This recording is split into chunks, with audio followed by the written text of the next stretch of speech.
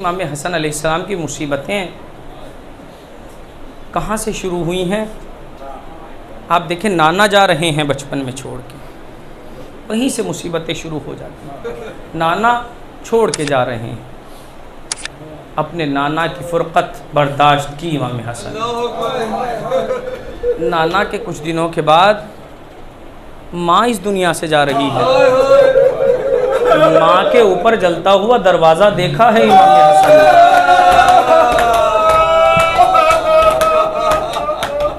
اپنے بھائی کی شہادت کو محسوس کیا ہے امام حسن۔ ابھی کچھ دن گزرے، کچھ سال گزرے، اپنے باپ کے سر پہ ضربت بھی امام حسن نے۔ امام حسین نے بہت سارے لاشیں اٹھائے ہیں، امام کی مصیبت بہت بڑی مصیبت ہے، لیکن امام حسن کی مصیبت کوئی کم مصیبت نہیں ہے۔ باپ کے سر پہ ضربت لگ گئی ہے، باپ زمین پر تڑپ رہا ہے، بیٹا نماز پڑھا رہا ہے، یہ چھوٹی مصیبت نہیں ہے، یہ ہے امام حسن۔ اور جب خود کی حکومت آئی تو ہر طرف سے منافقت کا شکار ہو، چاہنے والے بھی وہی اور دشمن سے ملے ہوئے بھی وہی۔ یہ ہے امام حسن۔ امام حسن کی غربت کا اندازہ لگایا ہی نہیں جا سکتا۔ یہ امام حسن ہیں جن کو کئی بار زہر دیا گیا، کئی بار زہر دیا گیا۔ امام کا جب آخری بار آپ کی زوجہ نے زہر دیا ہے تو امام کے جگر کے 72 ٹکڑے باہر آ گئے تھے۔ جب امام تشت میں ٹکڑے اگل رہے تھے تو ایک مرتبہ اپنے لاڈلے قاسم کو بلایا، اے میرے لاڈلے قاسم، جاؤ اپنی پھوپھی اماں کو بلا لاؤ، اپنی پھوپھی اماں کو بلا لاؤ۔ جناب زینب کے پاس جانے لگے جناب قاسم، لیکن ننھے سے بچے ہیں نا، تڑپ کے پوچھتے ہیں، اے میرے بابا جان، میں پھوپھی سے جا کے کیا کہوں؟ تو امام حسن نے جناب قاسم کو قریب بلایا، گریبان چاک کیا، آستینوں کو اوپر کیا، بالوں کو پریشان کیا، کہ میرے لال کچھ کہنے کی ضرورت نہیں ہے، اپنی پھوپھی کے پاس چلے جاؤ۔ جناب زینب کے حجرے میں جناب قاسم آئے، جناب زینب نے دیکھا بال پریشان ہیں، گریبان چاک ہے، دوڑ کے اپنے بھتیجے کو اپنے کلیجے سے لگا لیا، اے میرے لاڈلے، یہ تمہاری حالت کس نے بنائی ہے؟ پھوپھی اماں، بابا نے بلایا ہے۔ زینب دوڑتی ہوئی آئی، ارے خدا کسی بہن کو وہ منظر نہ دکھائے جو زینب نے دیکھا۔ ارے کیا دیکھا؟ گائے تشت میں ٹکڑے اگل رہا ہے، 72 ٹکڑے اگلے۔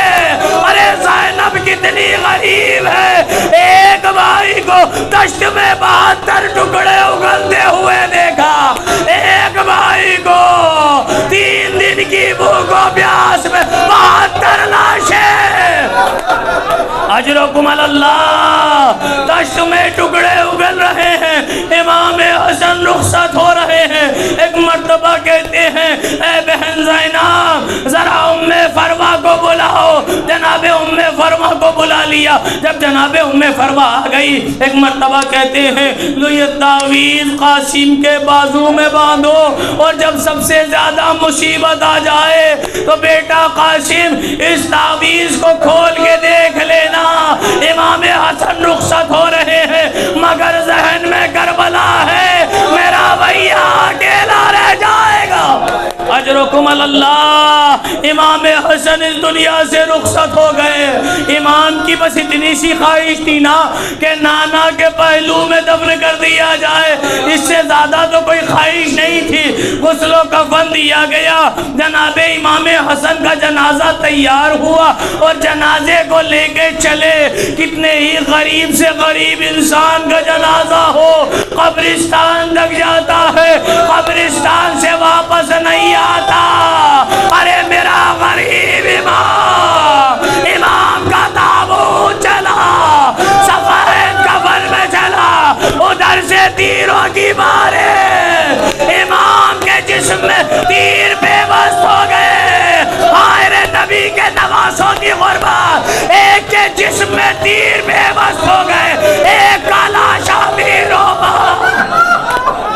اجرکم اللہ، تیر چلے، تیروں کی بارش ہوئی، سفید کفن سرخ ہو گیا، حضرت عباس کو جلانا گیا، تلوار کو نکالنا چاہتے تھے، حسین نے کہا بھیا عباس تلوار پہ ہاتھ نہ رکھنا، ابھی کربلا بہت دور ہے۔ ارے جنازہ واپس آیا، حضرت امام حسین نے کہا اے شہزادی زینب اپنے بھیا کا ساتھ نہ دو گی؟ ارے یہ تیر نکالنے میں اپنے بھائی کا ساتھ دو۔